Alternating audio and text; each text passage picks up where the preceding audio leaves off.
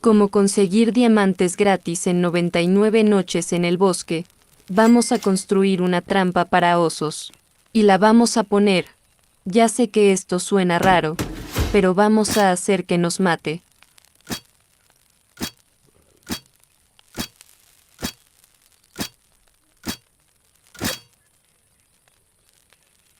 Y nos va a dar este emblema.